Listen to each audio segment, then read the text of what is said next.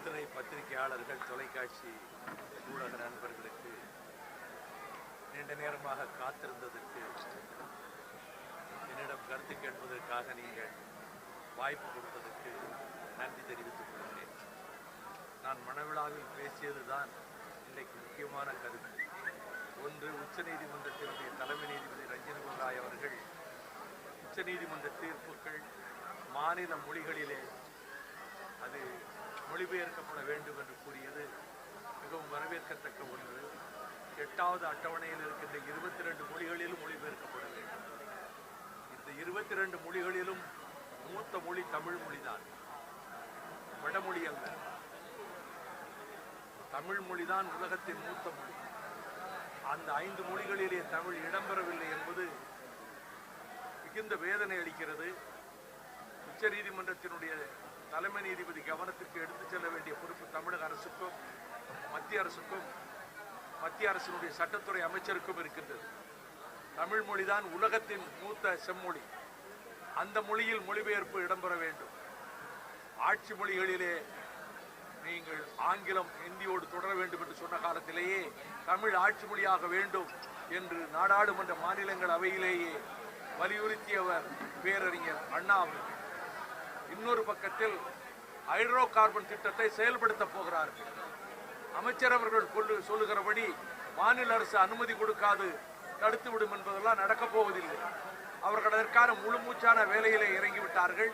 274 கிணறுகள் hydro carbon எடுப்பதற்கு, அது ஹைட்ரோ பிராக்சரிங் என்று நீரியல் விரிசல் முறையில் 10,000 அடி வரையில் 634 வேதிப்பொருட்களை சேர்த்து ஒரு நாளைக்கு 2 கோடி லிட்டர் தண்ணீரை உள்ளே வேகமாக செலுத்துவதன் மூலம் பாறை இடுக்குகளிலே கீழே உள்ளே நுழைந்து அந்த மீத்தேன் கேஸ், ஷேல் கேஸ், பாறை படிமவாய் இதை எடுத்துக்கொண்டு இந்த நச்சு பொருள் கலந்த தண்ணீர் வெளியே வரும்.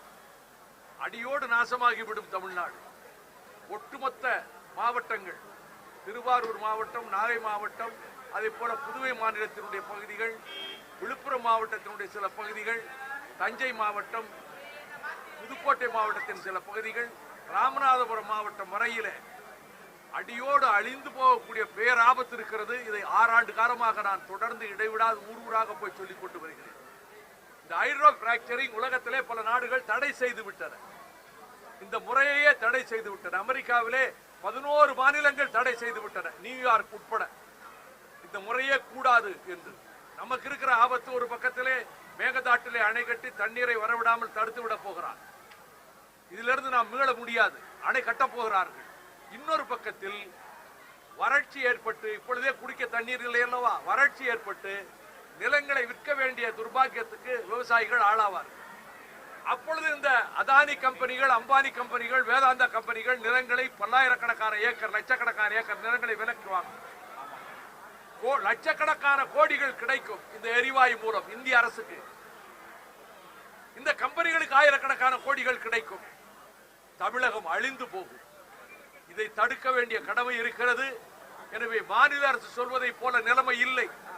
அவர்கள் திட்டமிட்டு தமிழகத்தின் வளத்தை அழிப்பது, இந்த வளத்தை அழித்துவிட்டு ஒரு பக்கத்தில் இன்னொரு பக்கத்தில் இந்தி சமஸ்கிருதத்தை திணிப்பது, தமிழ்நாட்டின் தனித்துவத்தை தகர்ப்பது, ஒற்றை ஆட்சி முறையை கொண்டு வருவது, ஒரே நாடு ஒரே ரேஷன் கார்டு என்பது மட்டுமல்ல, ஒரே மொழி, ஒரே கலாச்சாரம், ஒரே பண்பாடு, ஒரே மதம். இதுதான் RSS அடிப்படை கோட்பாடு.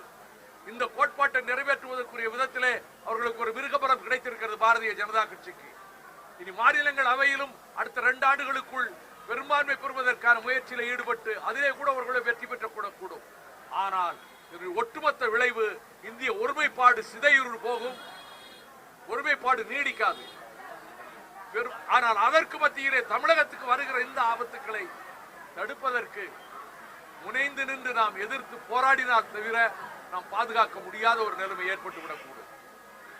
முல்லைப்பெரியார் அணையில உச்சநீதிமன்ற உத்தரவை மீறி கார் பார்க்கிங் கட்டுறாங்களா, அது தற்போது உச்சநீதிமன்றம் கேரள அரசுக்கு கடுமையான ஒரு கண்டனம் தெரிவிச்சிருக்கு. தமிழக அரசு மீது காழ்ப்புணர்ச்சியோட செயல்படுது. மட்டத்தை உயர்த்தக்கூடாது என்று சொல்வதற்கே காரணம், தண்ணீர் மட்டத்தை உயர்த்தினால் அவையெல்லாம் அந்த கட்டடங்கள் எல்லாம், நட்சத்திர விடுதிகள், இவங்களுக்கெல்லாம் பெரிய ஆபத்து வரும். இதனால தண்ணீர் மட்டத்தை உயர்த்தக்கூடாது என்று சொல்லிக்கொண்டு இன்னொரு பக்கத்தில் மகிழுந்துகளை, கார்களை நிறுத்துவது, பூங்காக்கள் அமைப்பது என்று ஆரம்பித்து விட்டார். இது ரொம்ப நாளா நடந்து கொண்டிருக்கிறது.